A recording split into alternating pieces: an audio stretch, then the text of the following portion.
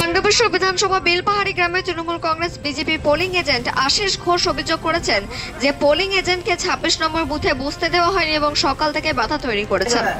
সকাল থেকে বিজেপি কর্মীদের বাড়িতেও হানা দেয় তৃণমূল কর্মীরা। বিজেপির অভিযোগ তাকে নির্বাচনী এজেন্ট হিসেবে বসতে দেওয়া হয়নি, কিন্তু অন্যদিকে তৃণমূল কংগ্রেস বলছে এই অভিযোগ সম্পূর্ণ ভিত্তিহীন। তিনি বলেন, আমাদের ভোট এখানে খুব ভালো চলছে, কোনো সমস্যা নেই।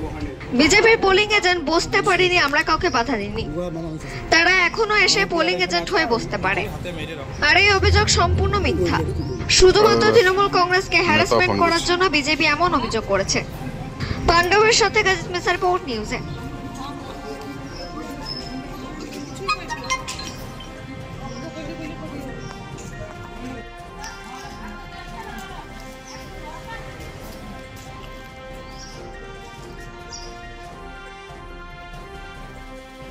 আমি নিচে কোপাটা পেয়ে গেছি, চোট লেগেছে, আমার চঞ্চল লাগা রক্ত লেগেছে, আমাকে বসতেছে না, ঘর থেকে দেয়নি 5টা পয়সা কথা। কারা কারা বেরোতে দেয় না?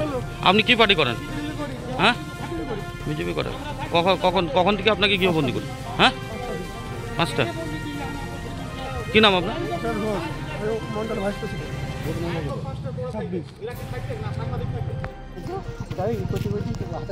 ঠিক আছে, আমাদের পোলিং এজেন্ট বসতে দেয় নাই, বলছে বসতে দেবো না, এই বলছে আর যা কিছু মারামারি যা হয় আর কি ঘিরে রেখে, ঠিক আছে, মারামারি কেউই করে না, ঠিক আছে। আর তাদেরকে ভোট দিতে দেয়নি, এখনো জিততে দেয়নি, এখনো দাঁড়ায় আছে আমার সামনে। তোমার নাম কি? আমার নাম শুভজিৎ দেওয়া আছে, পাণ্ডবেশ্বর মন্ডলকে আইপিএল চলছে, আর এই বুথে ভাষা চলছে। তোমার পোলিং এজেন্ট কোন পোলিং নম্বর কত? এই নম্বর 26। বিজেপির পোলিং এজেন্ট বলছে আমাদেরকে ঢুকতে দেওয়া হয়নি।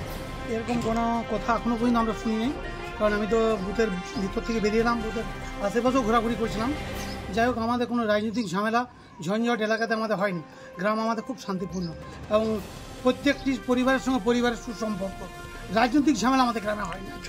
অভিযোগ যে করছে সেটা কি ভুল? আমার মনে হয় মিথ্যা অভিযোগ করছে, কারণ তারা হয়তো দিতে পারছে না বা যেতে পারছে না, বাড়ি থেকে বসে ফোনে হয়তো তাদের নেতৃত্বকে জানাবার জন্য।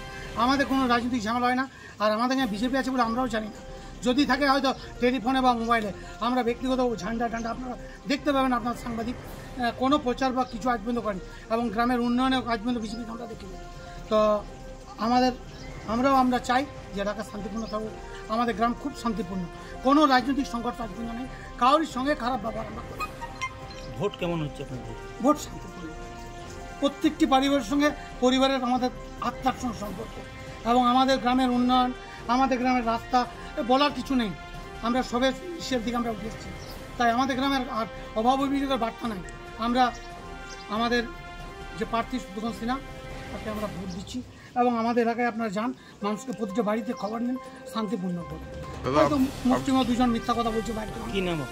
চঞ্চল চক্রবর্তী।